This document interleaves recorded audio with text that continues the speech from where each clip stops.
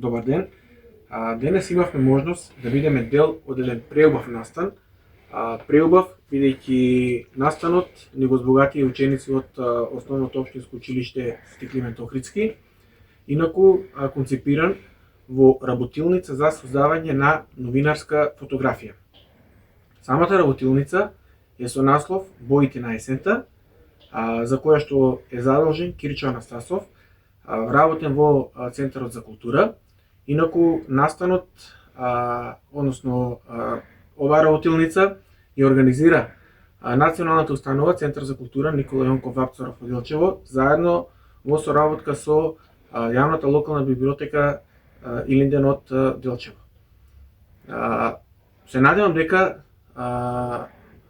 одговорното лице за денешниот настан, Кирчо Анастасов, ќе им пренесе дел од своето знаење и на учесниците во самата работилница.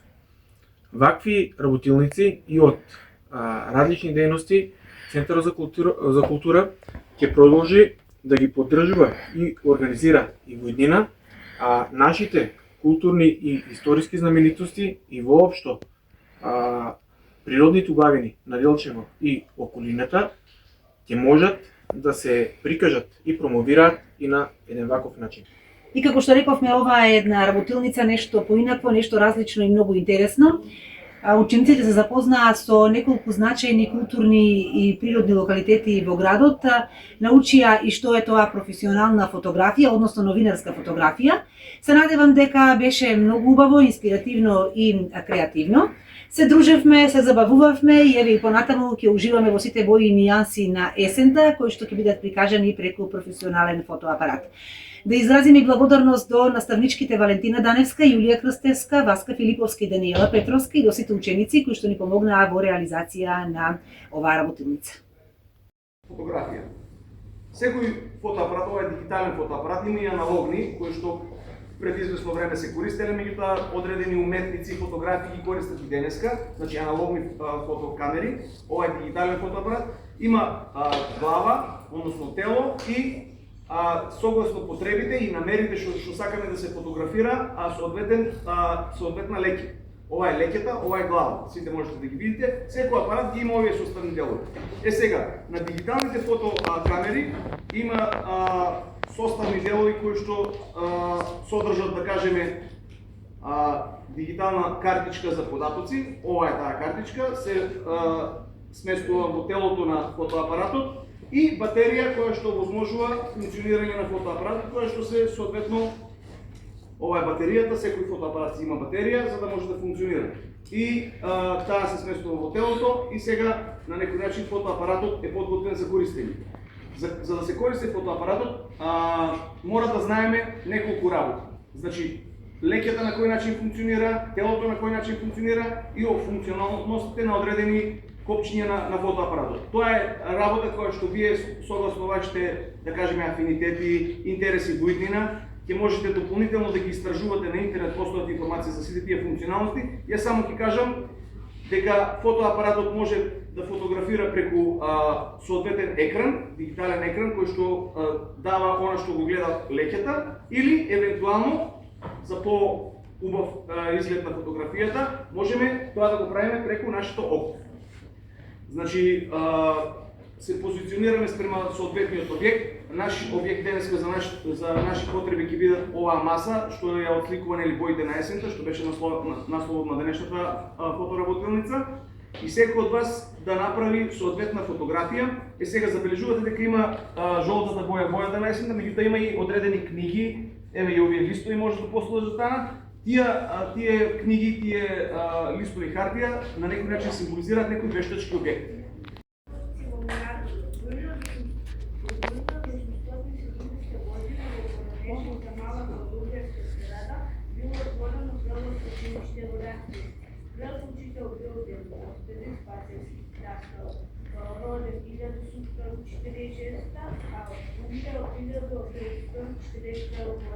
Така почнало телевизија, така почнало Така почнало и организирано да се шири просветата и за своите постъпи в своя дом учат младите да читат, пишуваат и да пеят, разпознавайки ги се запеячи или свещеници. Неговото дело ги го продължи и в Теодосия.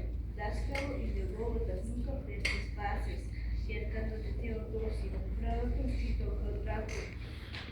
Изграждата на новата църква и отварянето на правото училище. Разловчени имали възможност по-често да публикуват колибите, да се слушат и да разговарят за своите майки и тежкоти.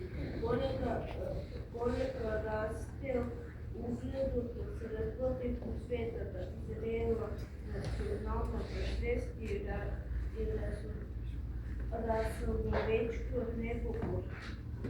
Втората светска война и последната национализация на първите имоти просветителски учило продължи да се открива нова първа училищна сграда от 1946 година до 1947 година. Кога започнали подготовките за изграждането на нова училищна сграда, на сегашната локация на пакета, който се начерното води в поле, непосредно влизи на реката Легалница. Разградно 8 училища, повече от 2 децени било съветвано от деца, се дочетоха на 90-те години от нашата епоха, нагло почнало да се осипва брой ученици. Спомен на международната манифестация Коцеви Денови. Времен дострел на македонската национална афирмация по света. За пръв председател на Съветът на международната културно-научна манифестация Коцеви Денови бил избран генерал Михайло Апостолски в 1984 година. Самата манифестация добила своя институционална рамка, во свој статут, во своје препознатливи традиционални содржини од областта на фолклорот и историјата. Симпозиуми, културно-уметнички приредби, историски часови, расправа по историја, издавачка дејност на тематски зборници од научните собири. Кај на источната пештера во Македонија, конското во село Град. Делчевско крие тајната на околина ја знаат. Пештерата Конска дупка во село Град е една од главните пештери во овој дел од државата. Сместена во околна граница Карпа, пештерата Конска дупка од недавнешни времења одолема на природно-атмосферските влијанија. Во непосредна близина на една од најстарите наслови што биле населени со луѓе во недавнешни времења низ историјата на овој предел. Субтилно извајаната форма од оваа природна реткост создава монументален споменик на природата што ги заробува душките на секој добронамерник кој ќе застане просум пред нејзината убавина и монументалност. Од животинскиот свет овде се лигаци, кои што можат да се најдат поголемо јасно. Покрај лигаците во пештерата може да се забележат одредени прекачи, типични за околината на пештерата. Од растителниот свет на ѕидовите од пештерата може да се забележат молови и вишени. Природната температура во внатрешноста на пештерата варира во текот на годината од +12 до -2 степени Целзиуса.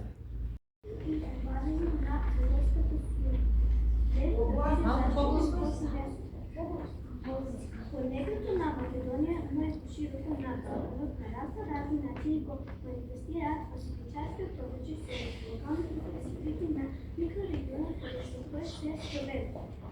Но во селото Прегор енергијата и изглежот на функцијата на прегорската служба е толку голем и автентичен што слободно може да се потврди дека е најавтентичен и најдостоен на традицијата која од памти век во Пиренечкиот регион играле огромни улоги во соединението на лидерите на овој етногеографски простор.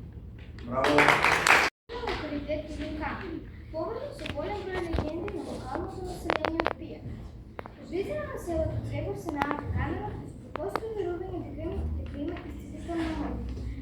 се връзва трагичната съдбина на младата овчарка Иди, която Господ е предпредокана, за да избегне да падне в ръцете на Тира.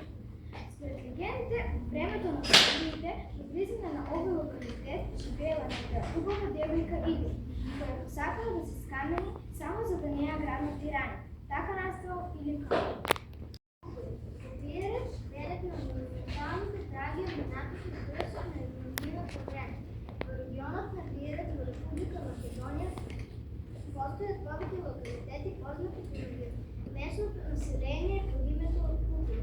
Кукуята представлява природна геоморфоложка редкост, която е създадена изключително от природното влияние с делованието на горешните атмосферски факти и влияние на специфичните системични геоложки форми и структури на землището.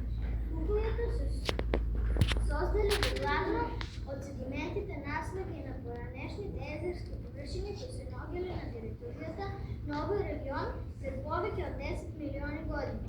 Главен архитект и бајар на овие природни статуи била самата природа преку своите чеда.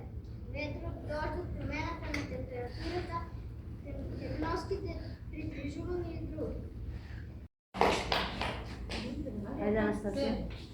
Спомен на международната манифестация Гоцеви денови, гръбен остров на македонската национална афирмация в света. Международната манифестация Гоцеви денови е една от най-големите, най-масовните и най-познатите манифестации, които били реализирани от страна на Република Македония с участие на военни институции, сдружения, придатни правни субекти и поедници. Ова репрезентация, афирмативна, културно-научна и едукативна манифестация, посветена на делата на македонската революционерна организация Гоце Делчо, била реализирана в континуитет цели 48 години, свободен брой на активности, свечености и настани како во Република Македонија, така и во многу земји света. Меѓународната манифестација Гоцеви денови представува своевидна круна на афирмација на македонскиот национален идентитет и борба за слобода и независност кој се содржани во ликот и делот на големиот македонски син Гоце Делчо. Археолошки локалитет Градиште во село Град. Во селото Град, лоцирано на неколку километри од магистралниот пат Делчево и Дерово, постои археолошко наоѓалиште, кој се нарекува Градиште. На истиот локалитет регистрирани се налози кои сведочат за континуитетот на живење низ бронзовото време, железното време, римскиот период, досната антика, како и селениот кога било изградено, подновено од продувањето, кој дел може да се види и денес. Били кои и дел од фортификацијата кои се конзервирани. Пронајдени се голем број на монети од римскиот период и рано византиско време, керамика од сите периоди, а откопани се и голем број на питоси, бронзени крстови и многу други артефакти. Дел од артефактите, како и макета од конзервираните кули, може да се видат во археолошката или етнолошка поставка, сместена во спомен домот Асман во Делчево.